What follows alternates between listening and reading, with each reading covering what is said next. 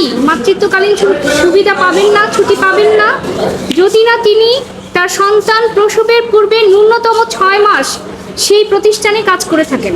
অর্থাৎ 6 মাস সময়ের কম সময় কাজ করলে কোনো নারী কোনো প্রতিষ্ঠান থেকে মাতৃত্বকালীন ছুটি পাওয়ার অধিকারী হবেন না, সেটা তার প্রথম সন্তান হোক, দ্বিতীয় সন্তান হোক কিংবা তৃতীয় সন্তান হোক। এই প্রভিশনটা আমরা চ্যালেঞ্জ করি এবং একই সাথে বলা হয়েছে যে যদি তার সন্তান প্রসবের সময় 2 বা তৃতীয় সন্তান জীবিত থাকে তাহলে তৃতীয় সন্তানের ক্ষেত্রে কোনো ছুটিই পাবেন না লেবার অ্যাক্ট অনুযায়ী। অর্থাৎ প্রথম এবং দ্বিতীয় সন্তানের ক্ষেত্রে ছুটি পাবেন যদি 6 মাস কাজ করে থাকেন।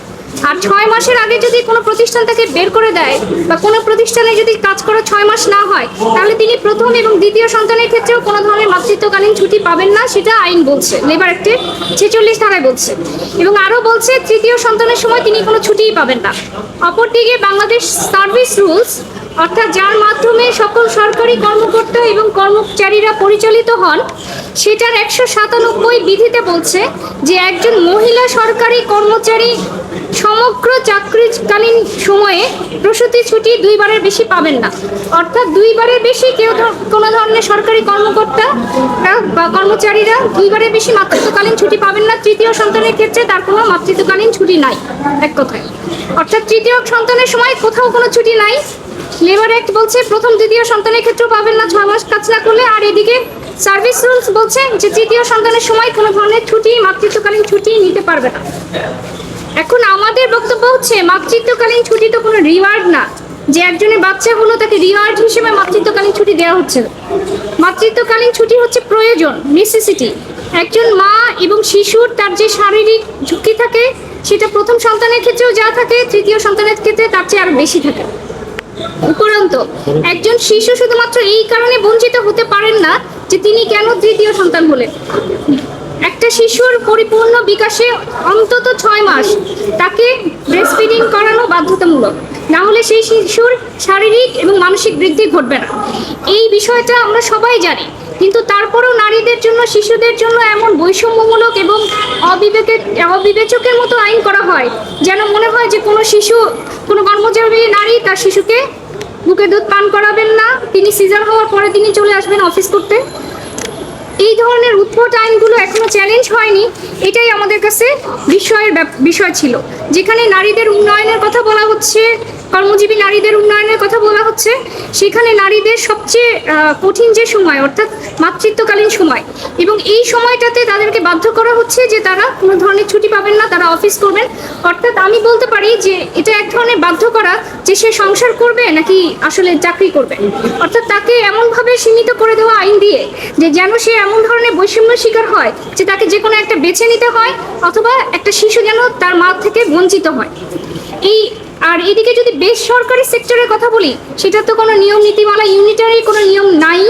অর্থাৎ যে কোনো প্রতিষ্ঠান যে কোনোভাবে বঞ্চিত করার অধিকারটা, রাইটটা তাদের হাতে থেকে যায়, যেটা একজন নারীর জন্য বৈষম্যমূলক।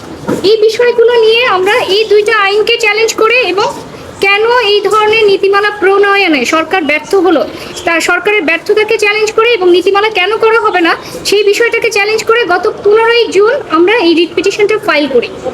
পরবর্তীতে আজ শুনানি শেষে মাননীয় বিচারপতি ম্যাডাম জাস্টিস ফাহমিদা কাদের এবং মাননীয় বিচারপতি মিস্টার জাস্টিস আসিফ হাসানের দ্বৈত বেঞ্চ রুল জারি করেন। রুলের এই মাতৃত্বকালীন সময়ে কেন ছুটি দেওয়া হবে না বা সীমিত রাখা হবে সেই বিষয়টি জানতে হয়েছে।